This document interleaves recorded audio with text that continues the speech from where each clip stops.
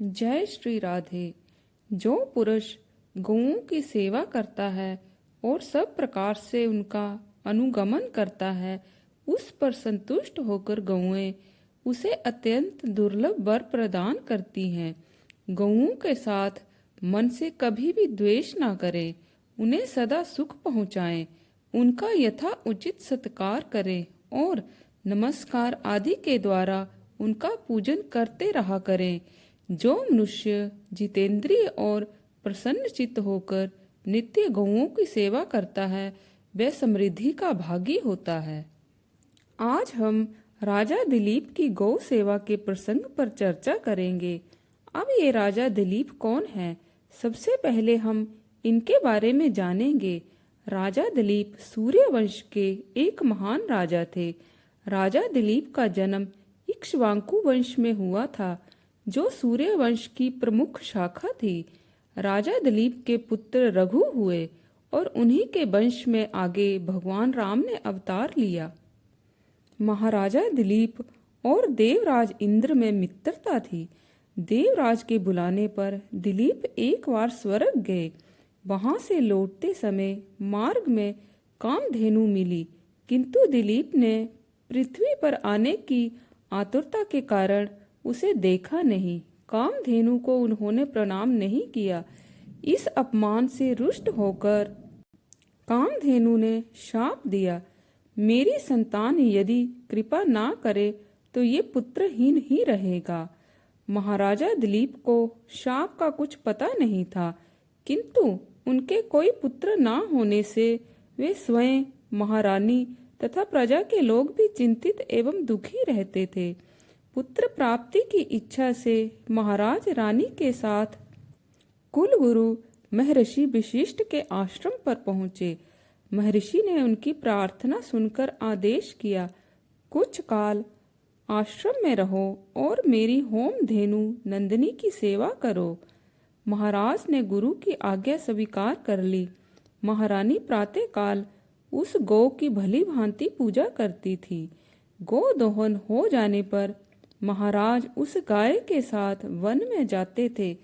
वे उसके पीछे पीछे चलते और अपने उत्तरीय से उस पर बैठने वाले मच्छर, मक्खी आदि जीवों को उड़ाते रहते थे।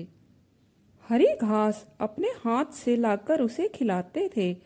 उसके शरीर पर हाथ फेरते, गौ के बैठ जाने पर ही बैठते और उसके जल पी चुकने पर ही जल पीते थे। सायंकाल जब गौ वन से लौटती, महारानी उसकी फिर पूजा करती थी। रात्रि में वे उसके पास घी का दीपक रखती थी। महाराज रात्रि में गौ के समीप भूमि पर ही सोते थे। अत्यंत श्रद्धा और सावधानी के साथ गौ सेवा करते हुए महाराज दिलीप को 1 महीना हो गया।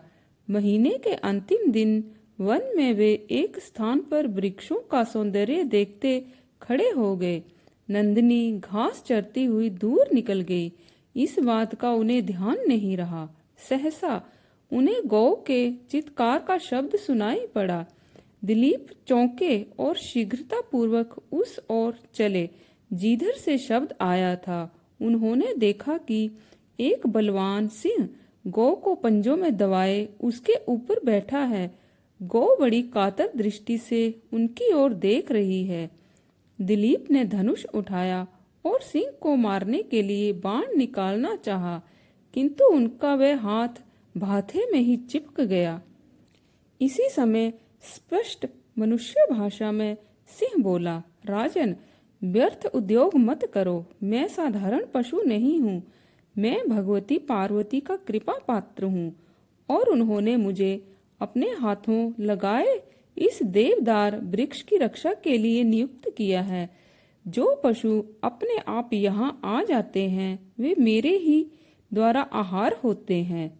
महाराज दिलीप ने कहा, आप जगत माता के सेवक होने के कारण मेरे वंदनीय हैं। मैं आपको प्रणाम करता हूँ। सत्पुरुषों के साथ 7 पद चलने से भी मित्रता हो जाती है। आप मुझ पर कृपा करें। मेरे गुरु की इस गौ को छोड़ दें और क्षुधा निवृत्ति के लिए मेरे शरीर को आहार बना लें। सिंह ने आश्चर्यपूर्वक पूछा, आप ये कैसी बात करते हैं? आप युवा हैं, नरेश हैं और आपको सभी सुख भोग प्राप्त हैं। इस प्रकार आपका देह त्याग किसी प्रकार बुद्धिमानी का काम नहीं। आप तो एक गौ के बदले अपने गुरु को सहस्त्रों गायें दे सकते हैं। राजा ने नम्रता पूर्वक कहा, भगवान, मुझे शरीर का मोह नहीं और ना सुख भोगने की इच्छा है। मेरी रक्षा में दी हुई गौ मेरे रहते मारी जाए तो मेरे जीवन को धिक्कार है। आप मेरे शरीर पर कृपा करने के बदले मेरे धर्म की रक्षा करें, मेरे यश तथा मेरे कर्तव्यों को सुरक्षित बनाएं। सिंह ने राजा को समझाने का बहुत प्रयत्न किया, किंतु जब उन्होंने अपना आग्रह नहीं छोड़ा तब वह बोला, अच्छी बात है, मुझे तो आहार चाहिए। तुम अपना शरीर देना चाहते हो तो मैं इस गाय को छोड़ दूंगा। दिलीप का भाथे में चिपका हाथ छूट गया। उन्होंने धनुष तथा भाथा उतार कर दूर रख दिया और मस्तक झुकाकर भूमि पर बैठ गए, परंतु उन पर सिंह कूदे।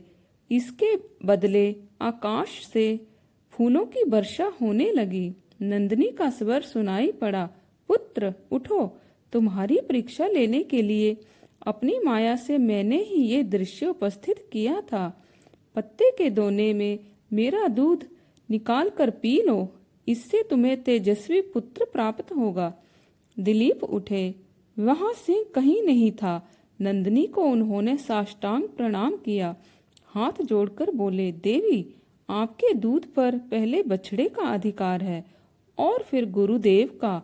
आश्रम पहुंचने पर आपका बछड़ा जब दूध पीकर तृप्त हो जाएगा तब गुरुदेव की आज्ञा लेकर मैं आपका दूध पी सकता हूँ। दिलीप की धर्मनिष्ठा से नंदिनी और भी प्रसन्न हुई। वह आश्रम लौटी। महर्षि वशिष्ठ भी सब बातें सुनकर अत्यंत प्रसन्न हुए। उनकी आज्ञा लेकर दिलीप ने गौ का दूध पिया। गौ सेवा के फल से उन्हें पराक्रमी पुत्र प्राप्त हुआ। जो पुत्र उन्हें प्राप्त हुआ वही आगे चलकर राजा रघु हुए और उन्हीं के वंश में आगे भगवान राम ने अवतार लिया। तो आज के लिए इतना ही। कल फिर आपसे भेंट होगी। तब तक के लिए जय श्री राधे।